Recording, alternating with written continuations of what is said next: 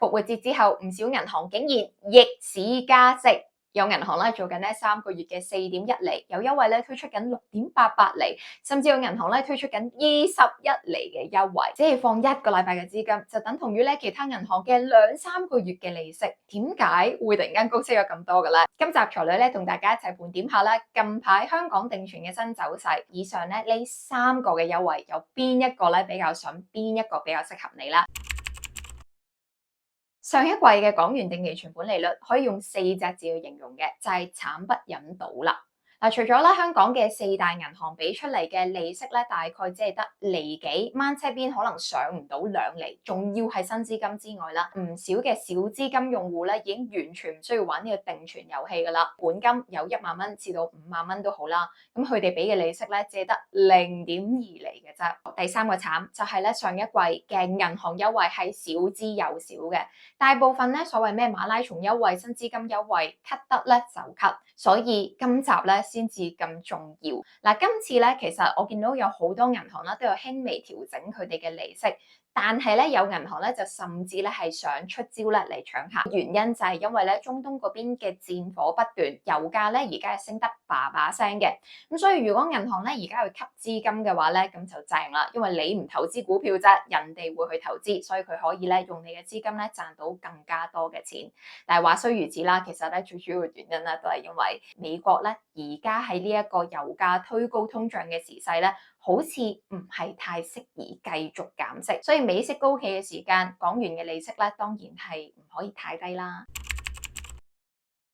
4大銀行之中，最近匯豐嘅6個月定存做緊最高嘅2.2厘，渣打銀行嘅3個月定期有2.1厘。雖然唔需要新開戶，但係全部都需要網上嘅新資金。以匯豐為例，佢哋咧係對比前7個曆日之前嘅存款結餘，但係恒生咧就有15日嘅限制。4大銀行嘅起存額都係1萬蚊港元就得啦，但係其他嘅實體銀行咧，雖然就比緊高息啲，但係咧就有唔少嘅限制啦。例如招商永隆起存額要50萬先至得最高嘅2厘，大眾嘅起存額亦都係50萬，最高有2.3厘做12個月。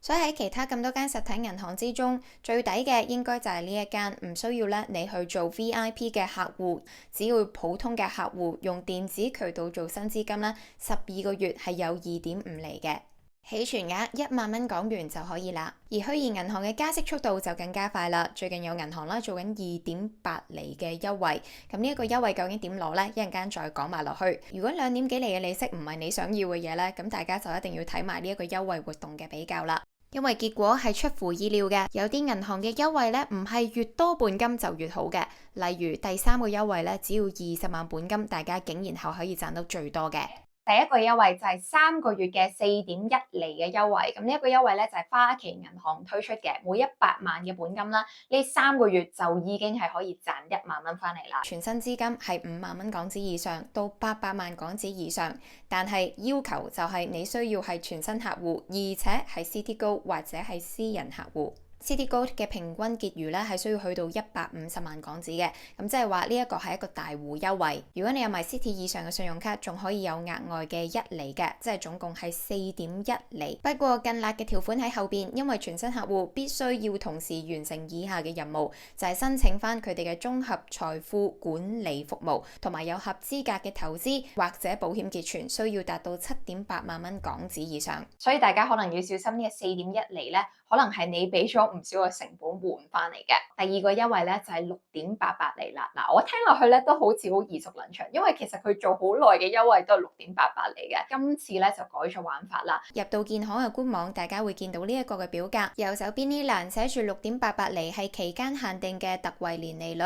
但係如果大家做嘅係港元、美元又或者係人民幣嘅定存，就只有頭20% 係可以攞到呢個6.88厘。咁剩翻低80%嘅本金係攞啲咩利率呢？就係貴賓理財客戶嘅定期存款優惠利率啦，即係而家嘅2.15厘。唯一好在嘅咧就係呢一個貴賓理財嘅等級冇花旗銀行嗰個咁辣，唔需要150萬，今次係需要大家嘅100萬嘅。只有頭20% 咧係可以拎到6.88厘，咁如此屈指一算之後，平均係大家可以得到嘅利息啦，就係3厘啦。3厘聽落去咧，其實都唔算係一個低嘅利息嚟噶。咁但係有更好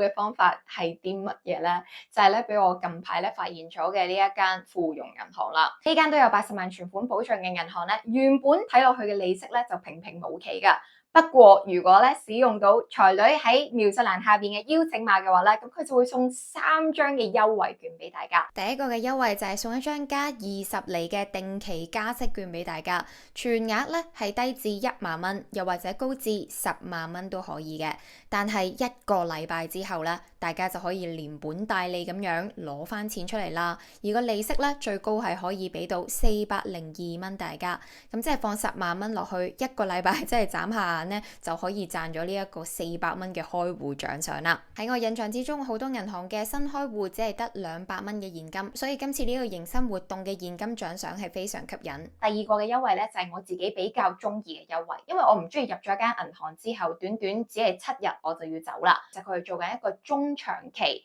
係年半嘅高息優惠，咁而家咧係咁多間銀行之間咧最高嘅，做緊2.7厘嘅港元利息。咁趁呢一啲嘅時間係利息有少少嘅反彈咧，我覺得我會將咧其實平時可能係做貨幣基金，又或者係做開定期嘅利息，如果佢哋係冇2.7厘咁高嘅話咧，係可以將呢啲錢咧轉翻過嚟咧係儲住佢嘅。喺我出片嘅呢個禮拜咧，佢更加推出咗一個活動咧，就係上到去年半嘅2.8厘利息，亦都係咁多間銀行之間咧係最高噶啦。每人咧每次做嘅時候咧係5萬蚊嘅港紙入場，而如果你中意嘅話咧，仲可以咧搶60份，即係最高係有300萬嘅港紙咧鎖到一個比較中長期嘅定存，做緊2.8厘嘅。第3張優惠券都係跟才女嘅呢個邀請碼送嘅咧，係值得用嘅，就係3個月嘅港元定期啦。原因係因為其他銀行咧喺短期嘅定存上邊都係做緊2.1又或者最盡嘅2.2厘，所以如果大家咧係用埋呢一張加0.2厘嘅定期加息券嘅話，就可以去到2.4厘啦。全期最盡係可以賺到5917蚊。如果大家中意長存期嘅優惠咧，我仲有發現出邊有銀行咧係做緊3年期嘅，大家可以見到有36個月嘅定期、48個月嘅定期，咁不過咧年利率咧就只係得2.1厘嘅啫。咁但係究竟而家喺呢一個叫利息有少少反彈嘅情況之下，大家應唔應該去鎖定呢？如果大家想睇下咧做長存期，即係多於1年嘅定期有咩優缺點嘅話，記住睇翻呢一條才女嘅長影片啦。最後一部分啦，如果大家咧想用我頭先講嘅呢個優惠咧，咁我自己就睇到有啲嘅重要細節咧要提醒一下大家嘅。第一樣嘢就係喺我個人經驗入邊咧，我開完戶之後，其實我就即刻收到呢一張20厘嘅加息券啦。但係20厘嘅加息券咧，其實係只係得7日限期嘅啫。我唔知道出完呢段 video 之後咧，究竟佢哋會唔會自己改咗個限期定點樣？但係大家如果想攞呢個優惠又唔想落空嘅話咧，記住睇下你其他銀行咧幾時有夠資金出翻嚟，又或者你有空閒錢嘅時候咧，先至咧一次過將最大你應該係可以做到嘅數字咧攞入去做咧，咁先係賺到最高嘅優惠嘅。第二樣嘢，由於咧透過才女嘅開戶咧有3張嘅優惠券，2張係港元，仲有另一張咧就係加0.2厘嘅美元定期利息。我自己睇過呢間銀行咧，我就覺得佢嘅美元定期利息就唔似係太吸引啦，因為只係得3點幾厘啫。當然最重要就係而家咧港元對美元嘅呢一個匯率咧，如果大家高位換嘅話，咁隨時咧會賺息蝕價嘅。總結一下啦，如果大家咧有大量嘅本金，100萬嘅本金，亦都係 VIP 客戶嘅話咧，咁頭一個同埋第二個嘅選項咧係可行嘅。根據呢一個嘅利息比較咧，大家可以由呢一個4.1厘入邊嘅優惠咧得到最高嘅利息，但係咧要計翻咧大家喺投資產品入邊買咗扣翻幾多嘅手續費，同埋咧真係有埋張信用卡先至可以有4.1厘。但係如果大家今次係做20萬嘅定期，但係有 VIP 嘅話咧，咁就可以用到第一個嘅選項，即係咧全期賺到2050蚊，但係要減翻手續費。但係如果冇 VIP 嘅話咧，利用才女嘅邀請碼開戶，最終可以得到1602蚊嘅利息。我已經冇計到咧嗰張美元嘅加息券俾大家，但係如果大家手上有美元嘅話，仲可以賺多重美元嘅利息。最後究竟有冇支援到特長存期呢？第一同埋第二個優惠最盡只能夠做3個月，第3個優惠大家係可以做到18個月，最高2.8厘嘅優惠。